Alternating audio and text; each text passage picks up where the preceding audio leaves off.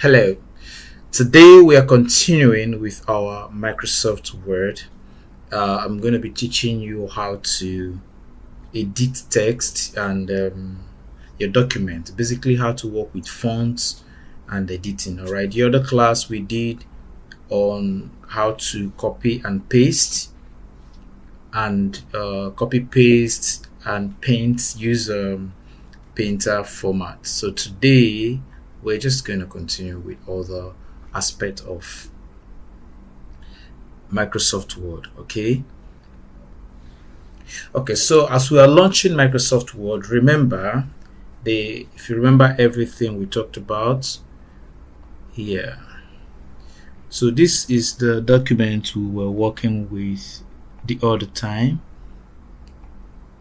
Okay, and then we used copy and paste. We used cuts and paste and copy and paste. Then we use painter, format painter to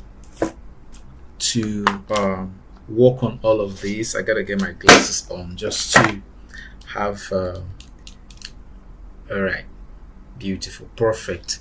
Okay, so yeah, today I want to show you how you can use these fonts. We're in the font group now. We have worked on clipboard, so let's see what we can do with font. So basically, font is just all about the features of your text in your document. All right, we have font style. Font style gives you different kind of fonts that you want to use, how you want your font to look like when it's typed. All right, for example, when I want to change the font of this hello you want to learn with me, then I highlight it and then I go to font and choose the kind of font. You can see the font changing to different. So these, you have a whole lot of options for you to use, and you can just change the fonts to what you want. You can see this is looking different from this. It's just like your handwriting, how different individuals have different handwriting. This is how you have different fonts for different purposes. For example, when you're doing headers, your titles should be able to have a bold, more thick fonts and all of that. So yeah, you can explore that and use different. And for the whole body of your document, you can use anyone actually. Sometimes some are most commonly used is Times Roman. Most times New Roman. Most times it is used basically. Now, one thing I want to show you is this. This is Times New Roman. Now, when you are editing your text already, that means you're editing you're formatting a document already. Let's say you copied a document from the internet or from somewhere and you want it to be in a particular font style. So you select it, you highlight it, and then you go to font style and choose the style that you want for those text. However, if you're starting to type, all right, it is important for you to choose the font style you want first before typing, because if you do not choose the font style that you want before typing, automatically you will be typing on a default font or the existing font in the document. What I mean is this. Let's say this is the document we have, and it's on. If you look there, you will see Arial Black. That shows that this document, it's already okay. Let me just highlight all of them and put it in Arial Black so that what I'm explaining will make more sense. Now you can see that all we have here is Arial Black. Now if I click on a new line to type, it is still going to be on Arial Black because it is existing font in this document. But if I do want to change this document, what I have to do is to, if I do want to change this document, what I have to do is to do what? Go to the, if I want to change the font, I will go to the font style and choose the style that I want. Now, if I type, my new text is going to be in Times New Roman. Now, the same thing with the font size. Font size is simply changing the size of your text. All right, either to make it big or smaller. As you choose, it goes bigger. All right, the same thing applicable to all of them. If you're changing the existing text, highlight, select. When I say highlight, I mean select all your document like this, then apply the changes. However, if you're entering a new text, you choose the fonts and the size that you want first before applying them. That's clear, I hope. All right, now I'm going to talk about the let's talk about increase and decrease fonts. Okay, this is simply used to increase the size of your font. So you can highlight, as you're tapping on it, it is just increasing the size of your font. You can, if you look here, you see it's going up 24, 26 in twos, in sequence of twos. All right, then you can also reduce it like that, same way as you're clicking on this. We'll have a shortcut for this, but as I told you, we'll have class for shortcut later. All right, this also changes cases where you see the capital letter and the small letter. It is for change of case. If you want your text all through to be capital letters, you click here. You can make it sentence case. Sentence case is where you have all the first letters to be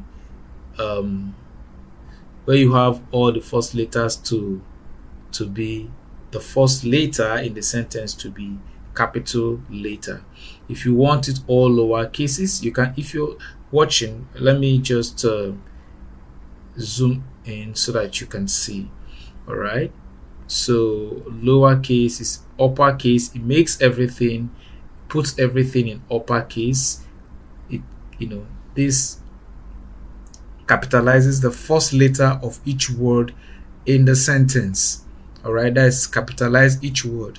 Then toggle case makes the first letters little and the other letters, just the way it capitalizes the first letter in the other function. This one makes the first letters to be small letter. All right, so these are the functions of this, if in case you want to use it. I'm going to leave it sentence cases. Okay, all right, so we've talked about the increase and decrease fonts. Then of course BIU that you see here is for bold. Again, always select the text before you apply it, or select it before you type your text. Okay, so it's already a bold stuff. Then actually italics, it's italics helps to slanten your text. Underline, of course, applies. Zoom up again so you can see. All right, so let me go back. For emphasis, I'm just going to select Times New Roman so that we can see the functions as they are applied. All right. Okay, so as I said, select your text, go to bold. You see it makes it bolder. When you click on I, it slantens your text, and when you click on U, it underlines the text. Okay, if you look here, you will see a smaller arrow pointing down. When you click it, you see more of other functions. This is where you want to have double underline, a ticker underline, dotted underline, dash underline, and so forth, of different forms of underlining. All right, so you can choose more, and if you want more functions, you can even go here. If you want color your underlined your underline, you choose different colors here, theme colors for it. I'm just gonna choose orange for the fun of it. All right, so that's that. And then if you want to strike through your text, you click on you can see the little ABC, the small letter ABC that has a stroke across it. Then that's how you apply a stroke across your text or document. All right, now let's talk about the subscript and the superscript. Okay, this, it's when you want to of course, subscript as you can see as it is there. For example, if you are writing some mathematical documents where you want to say, like, let's say log 5, and you do know that 5, it's supposed to go down, so just simply highlight the 5 and click on subscript. It brings it down. All right, it makes the 5 to go down like that. Or when you say base 10, okay, you have to unclick it before you type. Okay, so when you say base 10, I can click it first before I type 10. Then you would see that the 10 becomes smaller just at the tip of it. Okay, and same way also you can say, when you say I'm going to click this x square. All right, I'm going to click the superscript and then I type my 2. You see, it's going to give me x squared. All right, if you don't remove it, then it's going to be typing in superscript x subscript.